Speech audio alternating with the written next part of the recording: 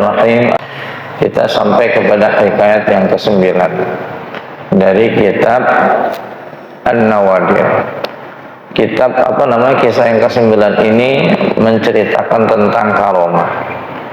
Karomah itu adalah kemuliaan, kelebihan yang Allah berikan kepada orang-orang soleh.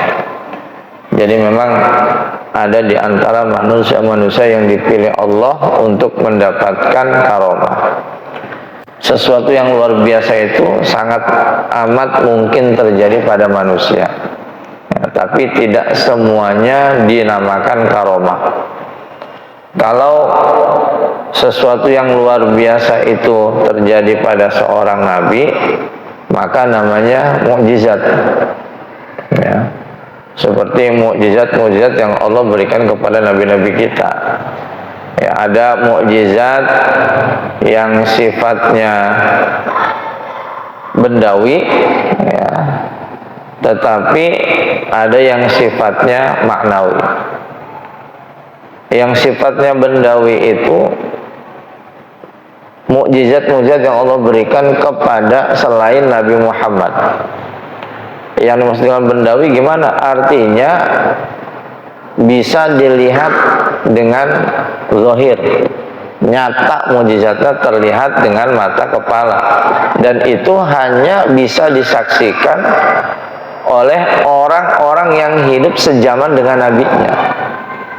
Yang hidup sejaman dengan nabinya. Kalau kita nih yang tidak sejaman dengan nabinya, ya, kalau kita misalnya hadir bukan sebagai umat Nabi Muhammad, hadir sebagai umat-umat Nabi terdahulu, ya, itu tidak akan bisa menyaksikan mukjizat-mukjizat yang sifatnya bendawi, ya.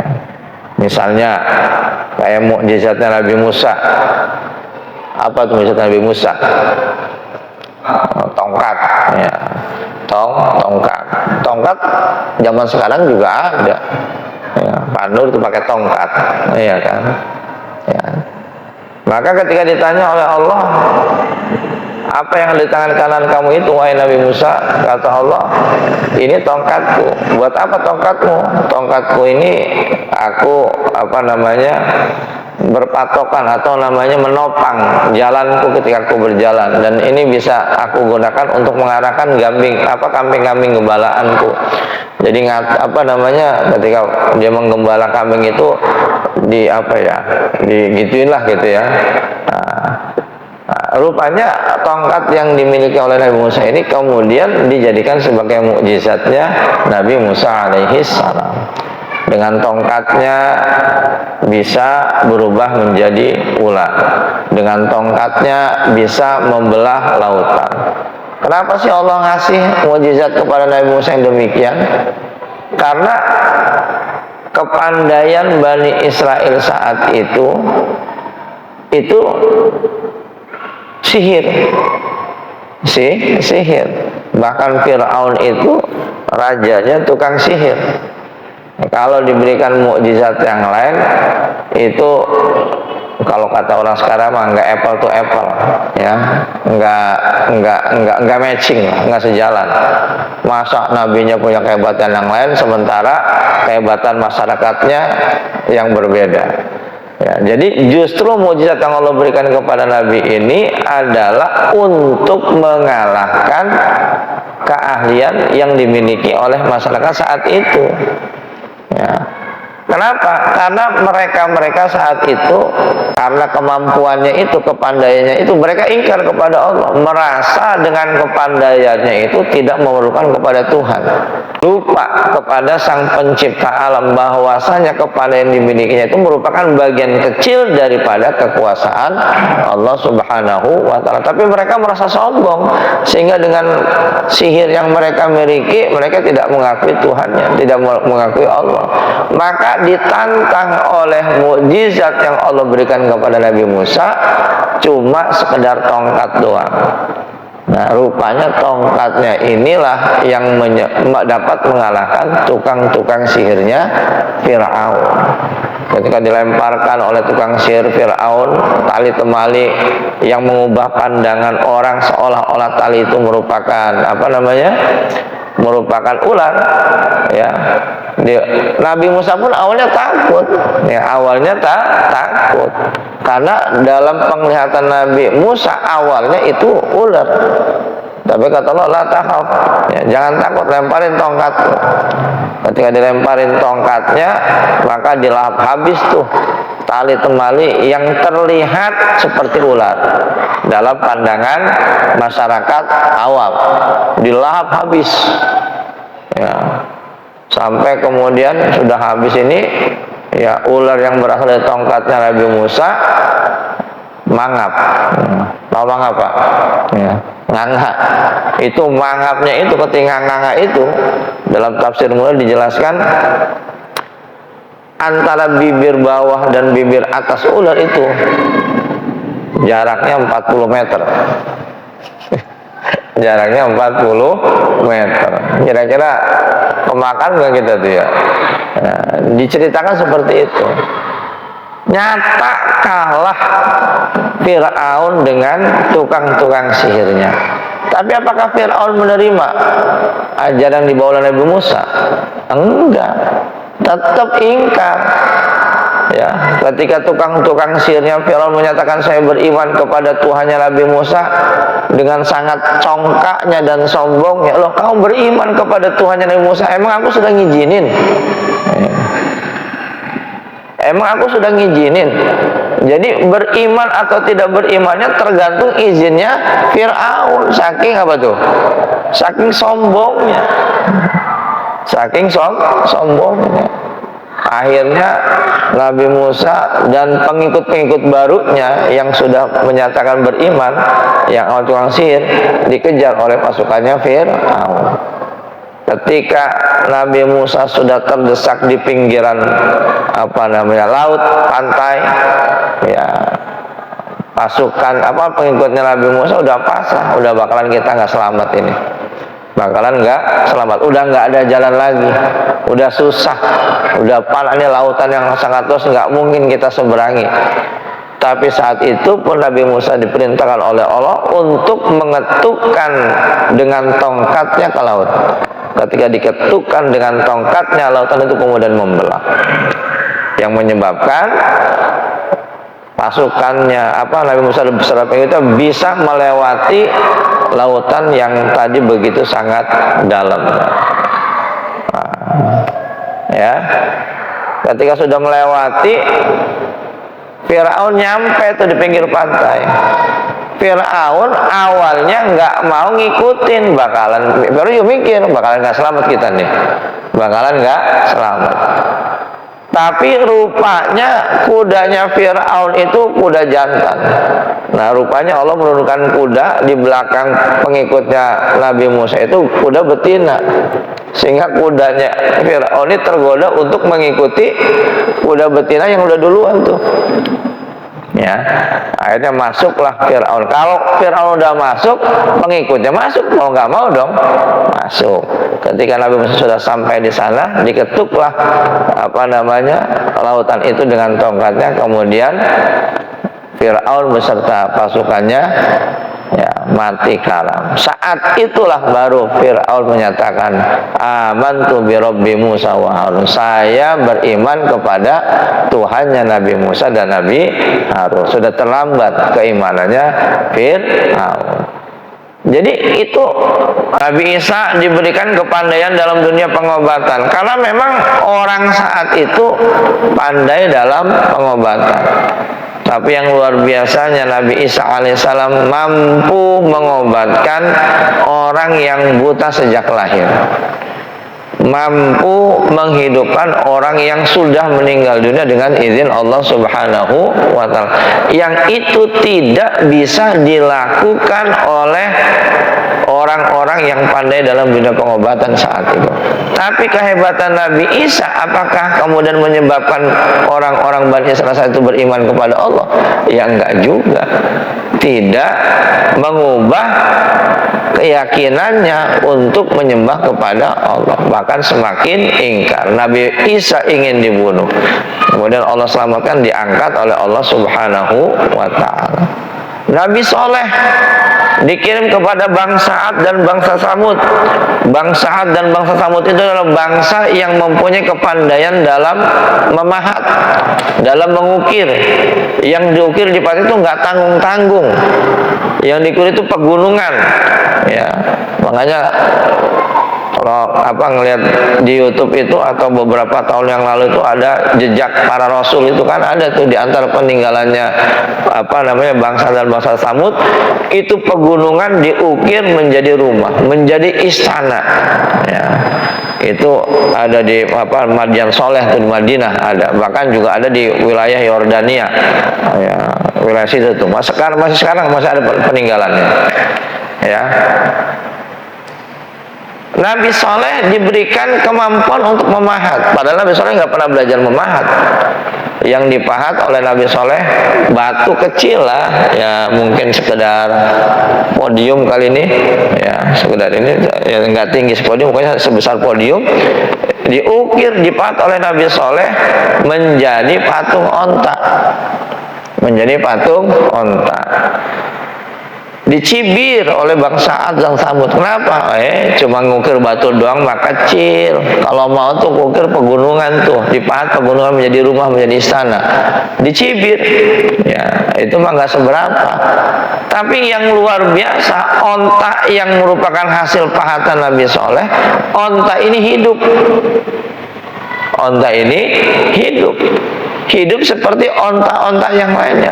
Bukti onta ini seperti onta-onta yang lain, bangsa Ad dan Samud dapat memerah susunya, mengkonsumsi susunya. Betul-betul onta seperti onta yang lain, padahal itu berasal dari batu yang dipahat oleh Nabi Soleh alaihi salam. Kata Nabi Soleh, biarin nih, ya onta ini dibiarin. Ya kalau kamu ingin mengambil manfaat silakan ambil, jangan disiksa, jangan dianiaya. Tapi bangsa Samud ya lagi-lagi ingkar. Kemudian onta ini bukan sekedar disiksa tapi dibunuh. Ya, maka Allah kemudian turunkan azab kepada mereka dengan hujan batu, ditenggelamkan tuh bangsa dan Samud. Maka mukjizat-mukjizat yang Allah berikan kepada nabi-nabi itu sifatnya bendawi, nggak ada tuh. Kemudian yang tersisa sampai sekarang, kalaupun ada ya cuma bendanya aja, tapi kehebatannya tidak bisa disaksikan. Ya, kalau ada tongkat Nabi Musa ada, ya hanya tongkatnya doang, tapi kehebatannya nggak ada. Coba tongkatnya Pak Nur bisa jadi apa coba? Ya, maka kemudian Allah menurunkan mukjizat yang berbeda kepada Nabi Muhammad. Kalau mukjizat yang Allah berikan kepada Nabi Muhammad itu adalah maknawi, ya. Artinya maknawi itu mukjizat yang kudu dipelajari dan bisa dipelajari oleh siapapun. Dan bisa dipelajari oleh siapapun. Yang namanya maknawi itu tidak hanya terjadi pada saat nabinya masih hidup. Ya, ketika nabinya sudah meninggal dunia, mukjizatnya masih ada dan itu sifatnya abadi sepanjang masa, yaitu mukjizat kitab suci Al-Qur'an. Nabi Muhammad sudah meninggal dunia 15 abad yang lalu, tapi Al-Quran sekarang masih ada, masih dibaca, masih dipelajari, masih dihafal oleh banyak orang.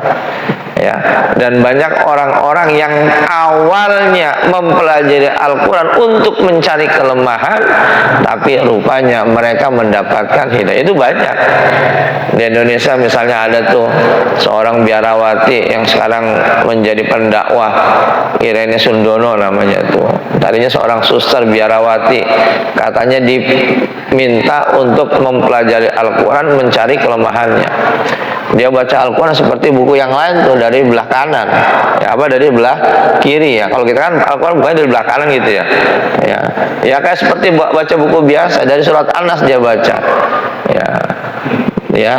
Tapi lama kelamaan sama sekali dia tidak mendapatkan kekurangan dalam kitab suci Al-Quran, bahkan mendapatkan banyak kelebihan sehingga menyebabkan dia kemudian mengucapkan 2 kalimat syahadat. Ada lagi orang Perancis namanya Maurice Bucaille, ya, mempelajari Al-Quran untuk mencari kelemahannya, malah mendapatkan hidayah. Ya, jadi mukjizat Al-Quran itu sifatnya maknawi. Jadi kalau sesuatu yang luar biasa itu terjadi pada seorang nabi, namanya mukjizat. Kalau mukjizat sesuatu yang luar biasa terjadi pada orang yang soleh, namanya karomah. Namanya karomah. Orang soleh itu kelihatan sholatnya, jelas ibadahnya, ya. Namun ada kelebihan yang Allah berikan juga kepada orang yang ingkar kepada Allah. Ada orang itu nggak pernah sholat tapi sakti misalnya, ada nggak tuh Pak? Ada nggak Pak? Dibacok nggak mempan, ya misalnya. Dia nggak sholat tapi hebat, ya. Sehingga tidak sedikit orang-orang kemudian yang menjadi pengikutnya, ya. Menjadi orang yang ingkar kepada Allah Subhanahu wa Ta'ala. Asalnya awalnya hanya ingin mendapatkan kehebatannya, tapi ikut ingkar karena ngikutin orang-orang yang ingkar kepada Allah. Allah kasih itu kelebihan kepada orang ingkar, tapi namanya ihanah. Ya, kalau orang yang soleh namanya karomah, kemuliaan yang Allah berikan. Kalau orang yang tidak patuh kepada Allah dikasih kelebihan, itu namanya ihana. Ihana artinya penghinaan. Allah menghinakan orang ini dengan keingkarannya kepada Allah Subhanahu wa Ta'ala. Atau disebut juga istidraj. Artinya orang ini diulur-ulur untuk terus ingkar kepada Allah Subhanahu wa Ta'ala. Na'udzubillah min dzalik. Maka ya, kalau kita datang kepada seseorang untuk meminta tolong, ya, yang di luar kemampuan kita, misalnya minta doa, minta apa, lihat ibadahnya gimana, sholatnya gimana. Jangan kita minta tolong sama orang yang sholatnya nggak kelihatan, ya, yang sholatnya nggak pernah nongol, tapi dia punya kehebatan. Itu ihana. Bisa nggak bantu? Mungkin bisa membantu, tapi itu adalah ihana, penghinaan dari Allah. Ketika kita datang kepada orang demikian, kita pun termasuk orang yang dihinakan oleh Allah Subhanahu wa Ta'ala. Maka datanglah kepada orang-orang yang secara zahir kita lihat orang ini kelihatan ibadahnya, sholatnya kelihatan, puasanya juga tampak terlihat, ya. Ini karomah. Maka diantara cerita yang akan kita baca pada saat ini ada tentang karomah. Huki'an Abdullah ibn Mubarak, diceritakan dari tabi'in Abdullah bin Mubarak. Qala kuntu bi Makkah fa waqa'a fiha qahtun kabirun. Saya dulu pernah tinggal di kota Makkah. Saat saya tinggal di kota Makkah, terjadi bencana yang besar. Wa kana an-nasu yastasquna bi Arafat. Ya, di antara bencananya itu mungkin kekeringan. Manusia berkumpul di padang Arafah, ya, untuk memohon agar Allah menurunkan hujan. Agar Allah menurunkan hujan. Karena kita tahu padang Arafah dan apalagi di hari Arafah itu merupakan hari yang mustajab. Ya Pak Haji, ya, kalau Arafah itu kan saat kita Arafah nanti pada tanggal 9 Dzulhijjah, ya, kita yang nanti akan menunaikan ibadah haji, itu hari Arafah itu merupakan hari yang mustajab. Waktunya berapa jam? 6 jam Pak Haji, ya. 6 jam itu dimanfaatkan oleh seluruh jamaah haji untuk banyak berdoa dan memohon kepada Allah. Jangan sia-siakan pada waktu Arafah itu karena kecapean tidur banyak misalnya. Karena zaman sekarang banyak handphone, lebih banyak main handphonenya. Itu salah. Waktu Arafah adalah waktu yang mustajab. Ya, maka orang-orang kumpul tuh di padang Arafah untuk meminta kepada Allah diturunkan hujan. Falam yasdanu illa syiddatan. Tapi rupanya banyak orang yang berdoa di padang Arafah, bencananya bukan semakin mereda tapi semakin dahsyat, semakin meningkat. Ya, famakatsu dzalika jum'atan tsumma ba'dal jum'ah. Mereka tinggal di padang Arafah itu sekian lama, satu Jumat ke Jumat yang lain, satu pekan lah. Ya, mereka datang lagi ke Arafah ya untuk memohon kepada Allah, diturunkan hujan.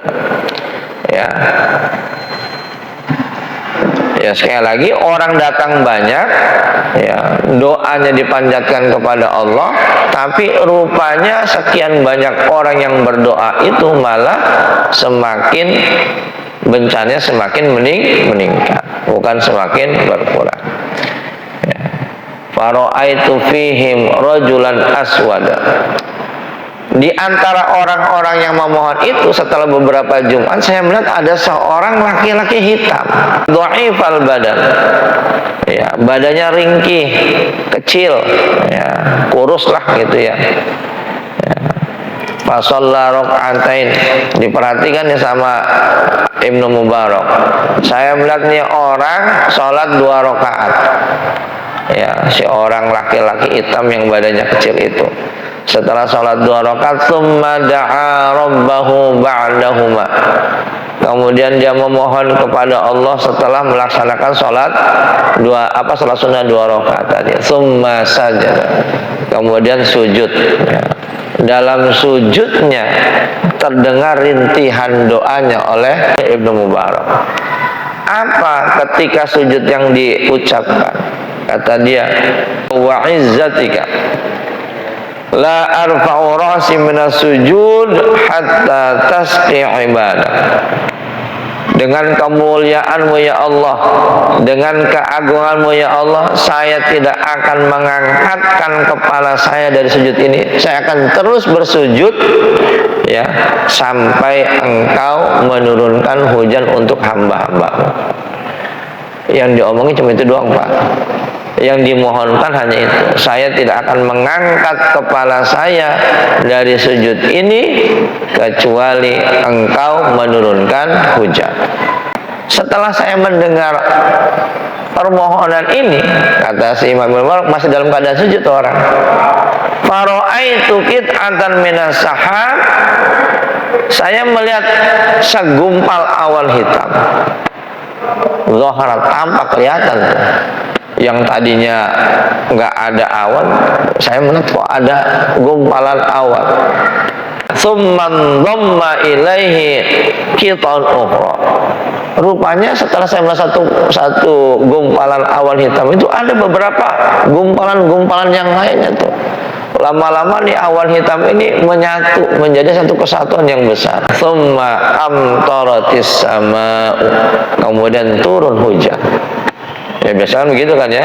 Kalau menurut ilmu alam itu kan ya hujan itu terjadi karena ada penguapan yang tersimpan di awan. Ketika awan sudah menyimpan banyak molekul-molekul, awan itu akan berubah menjadi hitam. Kemudian awan ini akan bergerak ke tempat yang kering. Nanti di tempat yang kering ini akan menurunkan hujan. Gitu kira-kira kalau nggak salah penjelasan dari ilmu alam ya. Masih ingat ya PRT, belajarnya PRT kayak gitu ya. Turun tuh hujan kafwahil qurab. Hujannya turun tuh deras banget, seperti seperti sumur ya.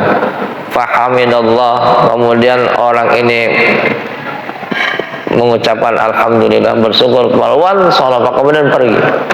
Ya, jadi dari sekian banyak orang yang yang bermukim di Arafah untuk memohon kepada Allah setelah beberapa Jumat, itu tidak turun-turunnya, malah semakin parah kekeringannya. Pada suatu saat dilihat ada seorang hitam yang sholat 2 rakaat, doanya seperti itu, tiba-tiba turun hujan. Ketika nih orang pergi, fattaba'tu atharahu. Saya ngikutin nih orang, mau kemana nih orang, asalnya dari mana nih orang ya. tertarik nih Imam Ibnu Mubarak untuk mengikuti nih orang ini bukan orang biasa nih, orang hebat ya. Hatta ra'aitu dakhala makanan fi nuhasul abid, saya sampai menyaksikan orang ini memasuki suatu tempat, rupanya tempat itu tempat penjualan budak. Jadi dulu masih ada budak ya. Ya, budak-budak itu adalah biasanya merupakan tawanan perang. Merupakan tawanan perang biasanya zaman dulu. Tawanan perang yang diambil oleh pasukan yang menang kemudian diperjualbelikan. Makanya Islam diantaranya adalah menghapuskan perbudakan. Di antara beberapa sanksi yang diberikan oleh umat Islam yang melanggar aturan agama, diantaranya adalah membebaskan budak. Artinya ingin menjadikan manusia itu manusia merdeka. Tapi saat itu rupanya masih ada perbudakan, belum habis ya, saat hidupnya Imam Ibnu Mubarak. Ya. Rupanya dia masuk ke tempat tempat penjualan budak, dan diduga oleh Imam Ibnu Mubarak bahwa orang tadi itu merupakan bagian daripada budak yang diperjualbelikan. Ya, fansaraftu, setelah saya tahu orang itu ada di situ, saya balik. Ya. Tsumma asbahtu fahamaltu ma'iya minad darahim. Besoknya saat pagi saya bawa duit beberapa dirham. Tsumma jitu ila darin nuhas, kemudian saya datangi tempat rumah penjualan budak itu. Wa qultu lahu, dan saya mengatakan kepada si pemiliknya, inni muhtajun ila gulam astarihi, saya butuh kepada seorang budak, saya mau beli budak ya. Fa'uridha alayya atau fa'aradha alayya nahwa salasina gulam, dikeluarin tuh 30 budak. Ini tuh Tuan, kira-kira budak mana yang kamu pilih? Ini budaknya hebat-hebat, ini kuat-kuat semuanya ya, silakan pilih. Dicari-cari, dilihatin satu persatu itu budak ya. Rupanya nggak ada tuh budak yang kemarin dilihat masuk ke tempat itu, nggak ada. Ditanya lagi, hal baqiya ghairu haula, masih ada nggak budak yang selain 30 ini? Ya, karena rupanya yang dicari nggak ketemu. Qala baqiya ghulamun maisumun la yukallimu ahad. Ada satu budak lagi ya, tapi nggak masuk hitungan lah ya. Kenapa? Ini budak ini nggak banyak ngomong, bahkan nggak ada yang mau ngomong sama dia, ya, karena nggak masuk hitungan nggak saya keluarin, takut nggak laku ya. Qultu, maka kata Imam Mubarak, ya arinihi, coba lihat, saya pengen lihat budak itu. Fa'akhraja al-ghulam, maka kemudian dikeluarkan itu budak, allazi ra'aituhu bi'ainihi, yang saya lihat bahwasanya itu yang saya cari. Rupanya budak ini bukan budak itu nggak masuk reken lah, nggak direken lah ya, adanya tidak menggenapkan, ketiadaannya tidak mengganjilkan ya, bukan siapa-siapa menurut si pemilik para budak ini. Ya, fakultu bikam istara itu, berapa nih harga budak ini? Fakola, maka si pemilik budak itu berkata, bi'isrina dinaron, ini harganya 20 dinar. Wa huwa laka bi'asrati dananir, tapi buat kamu adalah diskon 10 dinar aja lah.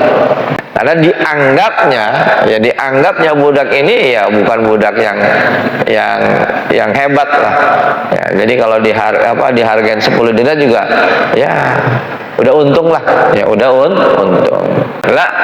Kata Imam Nawawi, enggak, saya nggak mau diskon ya, bal aziduka sab'ata wa isrina dinar, saya tambahin jadi 27 dinar. Tuh kagak mau Pak ya, kagak mah, dikasih diskon 50% nggak mau, bahkan ditambahin dari 20 menjadi 27 dinar Ya, kalau kita nih masjid nih butuh karpet, harganya berapa? Saya beli satu karpet, 5 karpet pas saya beli, gitu mestinya. Mestinya begitu. Nah, ini karena tahu nih Imam Ibnu Mubarak ini wah hebat ini. Ini bukan orang biasa ini. Ya, udah saya tambahin 27 dinar. Wa khadtu al-ghulam wa raja'tu. Saya ambil itu budak ya, dan saya bawa pulang. Faqala li, si budak ini bertanya, "Ya Maulaya, lima istaraitani wa ana la atiku khidmataka." Wahai Tuhan, kamu ngapain beli saya? Saya nggak bisa bantu kamu apa-apa. No, saya nggak bisa bantu kamu apa-apa. Pikir si budak ini, Imam Ibnu Mubarak akan menjadikan pelayannya, akan menjadikan pembantunya sebagaimana budak-budak itu diperlakukan. Budak-budak itu diperlakukan untuk bekerja tanpa imbalan. Mungkin hanya dikasih makan aja. Kalaupun si budak itu punya harta, maka si pemilik harta boleh mengambil harta si budak. Ya, itu namanya perbudakan. Jadi kalau ada seorang budak bekerja, dia mendapatkan sesuatu, tuannya tahu, boleh diambil. Harta kekayaan dimiliki oleh si budak, karena si budak itu apa dirinya dan apa yang dimilikinya itu menjadi milik tuannya. Maka si budak ini ngomong, "Wahai Tuan, ngapain kamu beli saya? Saya itu nggak bisa bantu kamu apa-apa." Ya, sebagaimana tadi penjual pemilik budak ngomong, ya itu mah bukan budak yang direkan, kata si budak ini. Fakultu, maka aku jawab, innama ishtaraituka litakuna anta maulaya wa ana khadimuka. Kata Imam Ibnu Mubarak, saya membeli kamu justru ingin menjadikan kamu sebagai tuan, aku sebagai budak kamu. Ya, karena Imam Ibnu Mubarak sudah ngelihat nih karomah yang Allah berikan kepada orang ini. Sholat 2 rakaat, sujud, dalam sujudnya meminta kepada Allah untuk diturunkan hujan. Kalau nggak turun hujan, saya nggak bakal angkat kepala saya dari sujud ini. Rupanya langsung dikabul oleh Allah Subhanahu wa Ta'ala. Maka kata Imam, saya beli kamu ingin jadikan kamu sebagai tuan saya dan sebagai budak kamu. Saya ingin menghamba kepada kamu, saya ingin berkhidmat kepada kamu, saya ingin menjadi pembantu kamu karena kamu itu adalah tuan saya. Kata Imam Ibnu Mubarak. Faqala li, maka si budak ini bertanya lagi, loh, kenapa begitu Tuan? Enggak aneh juga nih Tuan. Biasanya orang beli budak itu untuk menjadikannya sebagai pekerjanya, membantu segala urusannya. Kok ini malah saya ingin dijadikan sebagai tuan? Anda ingin bertukar peran sebagai seorang budak? Gimana ceritanya Tuan? Fakultu, maka kemudian Imam mengatakan, ra'aitu bil amsi qad da'autallaha fa ajabaka. Saya kemarin menyaksikan dengan mata kepala saya sendiri, engkau bermohon kepada Allah, engkau sholat 2 rakaat, dalam sujudnya kamu bermohon kepada Allah agar diturunkan hujannya. Kalau Allah tidak mohon, saya tidak akan mengangkat kepala. Saya lihat sekali, dan Allah mengijabah doamu. Ini adalah kehebatan dan karunia yang Allah berikan kepada si budak ini. Karena sebab itu saya beli kamu. Kamu itu bukan orang sembarangan. Fa'araftu karomataka alaih. Maka saya tahu engkau telah diberikan karomah oleh Allah Subhanahu wa Ta'ala. Engkau telah diberikan kemuliaan yang Allah berikan kepada Anda yang tidak diberikan kepada yang lainnya. Faqolari, maka si budak itu ngomong lagi, qatra'aitu dzalik. Oh, engkau kemarin menyaksikan apa yang saya lakukan? Iya, saya menyaksikan. Saya menyaksikan dari sekian orang yang datang ke Padang Arafah, ya, dari Jumat yang lalu sampai Jumat kemarin, saya menyaksikan setiap orang yang berdoa kepada Allah saat itu dalam berminggu-minggu tidak mendatang hujan, malah semakin parah. Malah semakin dahsyat itu cobaan yang Allah berikan. Tapi ketika engkau datang berdoa kepada Allah, salat 2 rakaat, langsung Allah turunkan hujannya. Ini adalah yang saya lihat. Ya. Oh, jadi engkau melihat? Ya, saya lihat dengan mata kepala saya sendiri. Qultu, maka kemudian saya mengatakan, kata Imam Mubarak, ya, qala fahal taqini, kemudian orang ini, apakah kamu nanti akan membebaskan saya? Ya pasti, loh kamu sekarang menjadi tuan saya, kalau engkau sebagai tuan saya, ya pasti akan aku bebaskan. Fakultu anta hurrun liwajillah, ya engkau bebas demi Allah, ya. Kata Imam Mubarak, demi Allah engkau telah menjadi bebas. Fasami'tu hatifan la ara syakhsahu yaqul, ketika saya sudah mengucapkan itu, maka saya melihat mendengar sayupan, ada suara. Saya nggak ngeliat seseorang kecuali saya berdua sama dia. Ada sayup-sayup terdengar suara. Ya Ibnul Mubarak, ubashiru faqad ghafarallahu lak. Ada suara yang terdengar oleh pendengaran saya. Wahai Ibnu Mubarak, saya berikan kabar berita bahwasanya Allah telah mengampuni engkau. Ya, karena sebab memerdekakan seorang budak yang ternyata merupakan sosok yang Allah kasih karomah. Tsumma asbaghal wudu wa shalla rakaatain. Tsumma asbaghal wudu, kemudian saya mengambil wudu dan salat 2 rakaat. Tsumma qala alhamdulillah hadza 'idqu maulaya al-asghar. Kemudian saya memuji kepada Allah dan mengatakan ini merupakan pembebasan kepada Tuhan saya yang kecil. Fa kaifa yakunu idqu maulaya al-akbar, bagaimana ya dengan pembebasan dari Tuhan yang Maha Agung. Kemudian si budak ini yang udah dibebaskan pun kemudian mengambil wudu dan sholat 2 rakaat. Ila sama, kemudian si budak ini yang udah dibebaskan memohon kepada Allah. Wa qala, dan dia ngomong kepada Allah, ilahi anta ta'lamu anni abadtuka 30 sana. Wahai Tuhan, engkau tahu bahwasanya aku sudah menyembahmu selama 30 tahun. Artinya si hamba ini yang sudah dibebaskan ini telah menyembah Allah selama 30 tahun. Wa annal ahda baini wa bainaka alla taksifa satri, alla taksifa sitri. Dan ada perjanjian antaraku dengan engkau, wahai Allah, engkau tidak akan membuka rahasiaku. Artinya rupanya ini orang ini wali. Ini orang ini wali. Dan wali itu tidak ada yang mengatakan kecuali juga seorang wali. Ya. Saya sudah berjanji kepada engkau dan memohon kepada engkau, ada perjanjian bahwasanya selama saya beribadah 30 tahun ini engkau tidak akan membuka rahasiaku. Artinya karomah yang kau berikan kepadaku itu tidak engkau akan singkap. Tidak ada yang boleh tahu. Tidak ada yang boleh tahu kecuali hanya engkau saja dan diriku. Fahina idh kasabtahu fa'akbitni ilaika.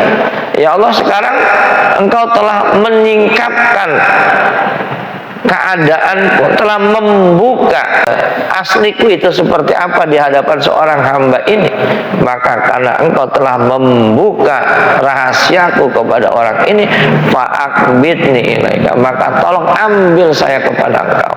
Artinya minta diwafatkan, ya, karena rahasianya sudah ketahuan. Dia kepengen hanya dia dan Allah saja yang tahu, hanya dia dan Allah saja yang tahu, nggak perlu orang lain tahu, ya, nggak perlu orang lain tahu.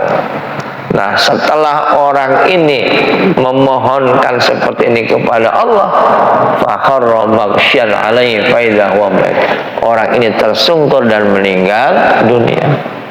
Memang berarti orang ini betul-betul wali. Doanya langsung diijabah oleh Allah Subhanahu wa ta'ala. Minta diwafatkan, langsung wafat. Minta hujan, langsung turun hujan. Luar biasa. Fakafantuhu walam uhsin kafanu. Kemudian orang ini saya mandikan, saya kafankan, tapi sayangnya saya ngafaninya nggak bagus, ya, salat dimandiin, dikafanin, tapi saya ngafaninya kata Imam Nawawi nggak bagus lah, ya mungkin agak salah-salah lah, gitu kan. Wa shallaitu alaihi wa dafantu, dan saya salatkan kemudian saya kuburkan. Nah, udah dikubur nih. Falamman nimtu ra'aitu rajulan hasanan fi thiyabin wa ma'u rajulun kabirun kadzalika wa qul min wadun yadahu ala qatil ahal faqala li ya ibnal mubarak amma tastahi min Allah thumma masafaqudha man anta faqala ana muhammadun rasulullah sallallahu alaihi wasallam wa hadha abi ibrahim faqultu kaifa la astahi wa ana aktsaru salat faqala yamutu waliyun min awliya'illahi ta'ala fala tusin kafanahu. Wa Ibnu Mubarak, ya, setelah disolatin dan dikuburin, malamnya ketika tidur Imam Mubarak mimpi ketemu laki-laki yang sangat indah pakaiannya, yang sangat tampan rupawan, ya, bersama seorang laki-laki, ya, bersama seorang laki, dan ngomong kepada Mubarak, wahai Mubarak, kamu nggak malu apa kepada Allah? Ya. Loh, emang kenapa? Kamu ini siapa? Ya. Kata orang ini, saya adalah Nabi Muhammad dan ini adalah bapak saya, Nabi Ibrahim alaihis salam. Dimimpi itu ketemu Nabi Muhammad dan Nabi Ibrahim. Maksudnya gimana Rasulullah? Kok saya nggak tahu malu? Padahal kan saya selalu bersalat kepada engkau. Ya, kata Rasulullah dalam mimpinya mengatakan ada seorang wali dari wali-wali Allah yang meninggal dunia, tapi engkau ngafalinnya nggak benar. Ngafalinnya nggak benar, asal-asalan kamu ngafalin. Lalu itu adalah wali daripada wali Allah, dan kamu tahu itu adalah wali-wali Allah, tapi kamu ngafalinnya nggak benar. Ya, falamma asbahtu akhrajtu minal qabri wa kafantu fi kafnin naqiyyin wa sallaitu alaihi wa dafantu rahimahullah taala. Maka besoknya aku gali kembali kuburannya, aku ganti kafannya dengan yang baik, aku kafan dengan sebaik-baiknya, kemudian saya sholatkan dan saya kuburkan kembali. Ya, jadi itulah hadirin jamaah salat, ya, Masjid Al-Muntakin rahimakumullah. Itu adalah kemuliaan yang Allah berikan kepada orang-orang yang soleh. Kalau orang-orang itu soleh, maka apapun yang dimohonkan selalu dikabulkan oleh Allah Subhanahu wa ta'ala. Jadi demikian hadirin para jamaah sekalian, kisah yang ke-9 tentang karomah, tentang kemuliaan yang Allah berikan kepada orang-orang yang soleh. Mudah-mudahan dari kisah ini dapat kita ambil ibrah, dapat kita ambil pelajaran untuk agar kita senantiasa meningkatkan ibadah kita kepada Allah Subhanahu wa ta'ala. Wallahu a'lam bishawab.